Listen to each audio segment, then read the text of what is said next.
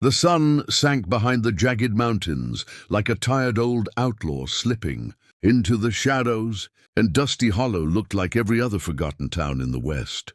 Wooden buildings, leaning like weary men, wind howling through broken fences, and secrets buried deeper than gold. Elijah Crowley rode in slowly on his pale horse, his hat pulled low, his face lined with years of loneliness and a pain he never spoke about. Folks whispered about him as the infertile cowboy, the man whose wife had left him years ago, when the doctor said he could never have children. In the West, a man without heirs was considered half a man, and Elijah had lived half a life since that day, working cattle, fixing fences, and keeping to himself like a ghost among the living. He avoided towns, avoided women, avoided hope, until fate led him to the widow standing alone by the old churchyard with a swollen belly and eyes that looked like storms trapped in human form. Her name was Clara Whitmore, and her husband had died in a cattle stampede 6 months earlier, leaving her with nothing but grief, a growing child, and a town that treated her like a scandal waiting to be buried. Some men claimed the child was not her husband's. Others said God punished her for sins they couldn't name. But none of them lifted a finger to help her.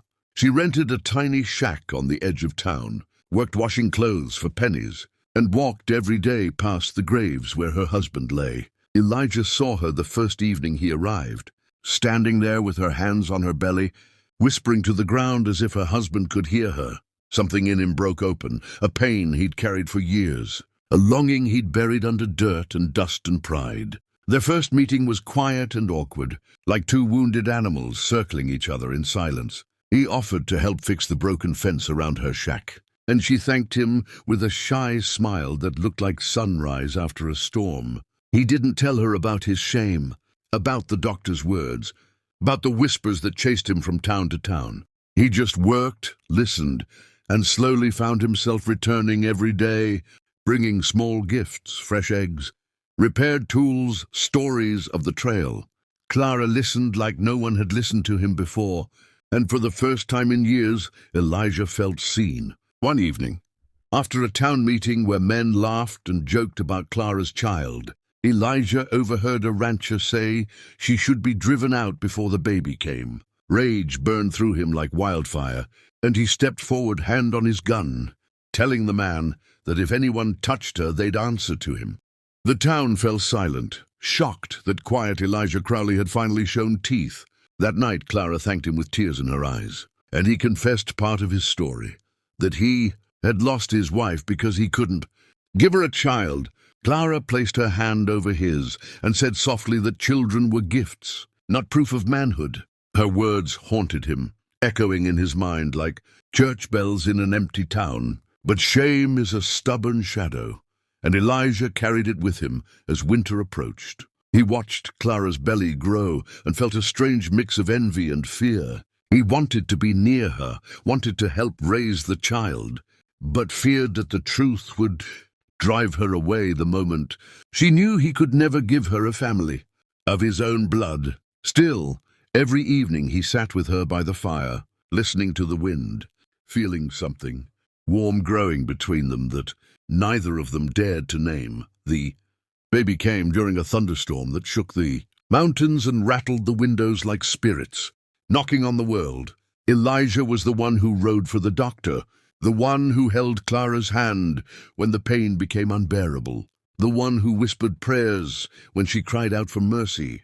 When the child was born, a healthy baby boy with dark eyes and a fierce cry, Elijah felt his heart tear open and rebuild itself.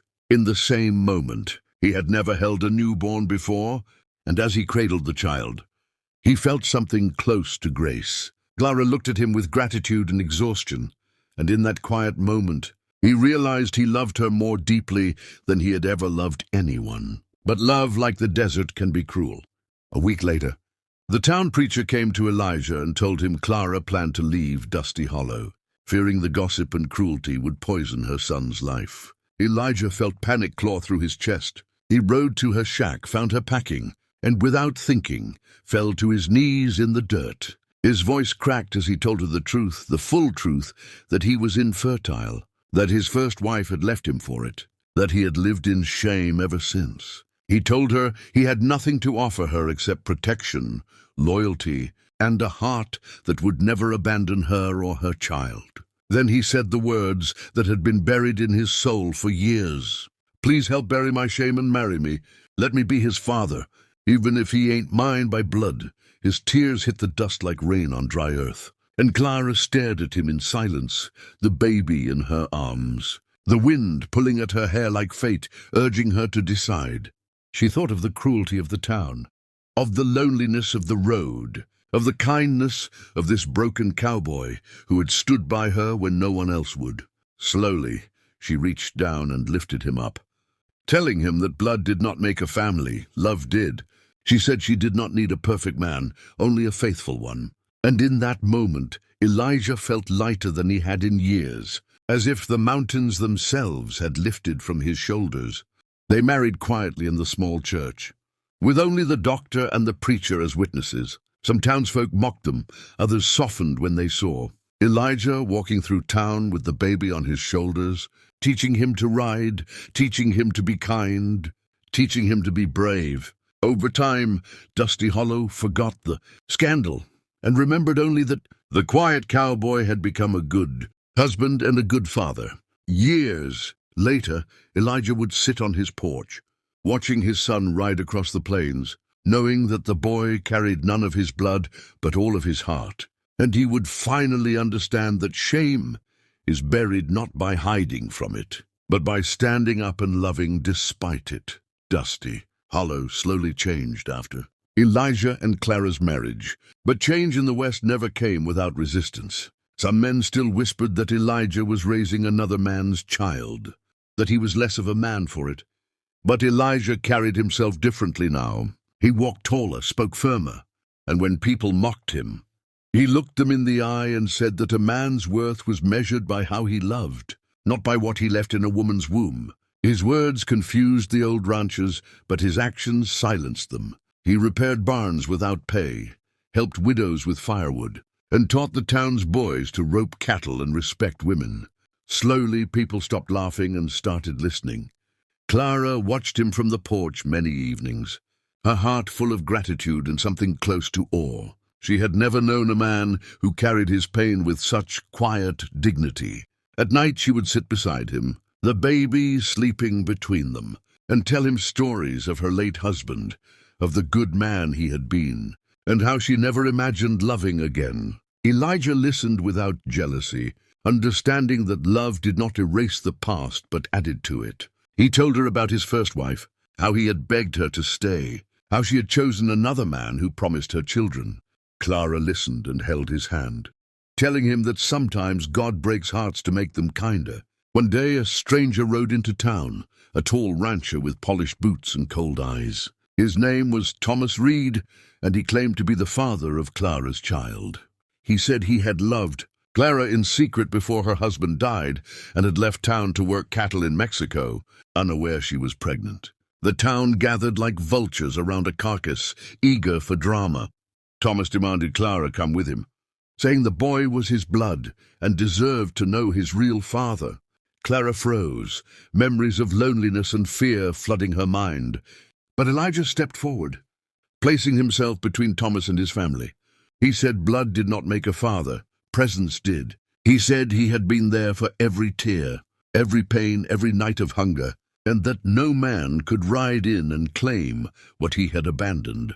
Thomas laughed and mocked Elijah's infertility, calling him a barren man, pretending to be something he could never be. The words hit Elijah like bullets, but he didn't draw his gun. Instead, he told Thomas that a real man doesn't measure himself by his seed, but by his soul. The town watched in stunned silence, as Thomas realized he could not win against a man who refused to fight with fists or guns. He rode away, leaving behind whispers that slowly turned into respect for the quiet cowboy who had faced humiliation without hatred. That night Elijah sat alone in the barn, staring at the horses, wondering if he truly deserved the life he had built. Clara found him there and reminded him that life is not about deserving. It is about choosing to love every day, even when the world tells you that you are not enough.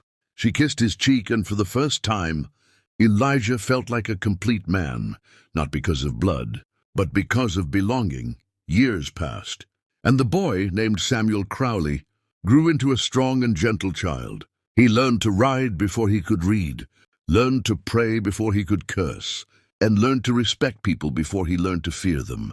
Elijah taught him how to work the land, how to stand up for the weak, and how to forgive those who mocked him.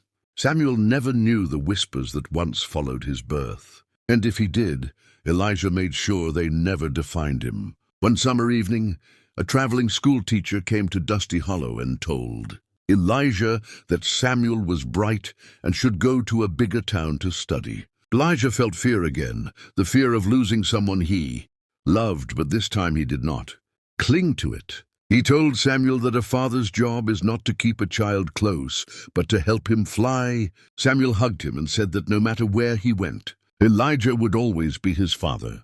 Those words healed wounds Elijah didn't even know were still bleeding. When Samuel left for school, Dusty Hollow felt quiet again, but not empty. Elijah and Clara sat on their porch every night, watching the stars, talking about life, loss, and love. Clara once asked him if he still felt shame for being infertile. Elijah thought for a long time, and then said that shame had taught him humility, pain had taught him compassion, and love had taught him purpose. He said he would not change his fate, because without it he would never have met her, never have known Samuel, never have learned what it meant to be truly alive. In his old age, Elijah became a legend in Dusty Hollow, not for his gun or his cattle, but for his kindness. People said he was the man who proved that a broken heart could still be a strong heart, and that a man without children could still raise a great one. When he died, Samuel returned, now a learned man with a gentle voice and a cowboy's hands. He stood by Elijah's grave and told the town that his father was the bravest man he had ever known, not because he was strong, but because he was kind.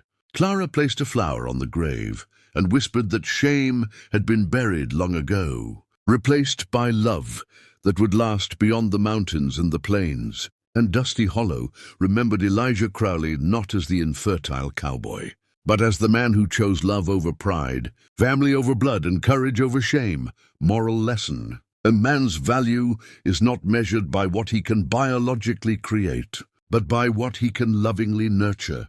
True courage is choosing love when the world gives you reasons to feel ashamed. And true fatherhood is built through presence, sacrifice, and unconditional care.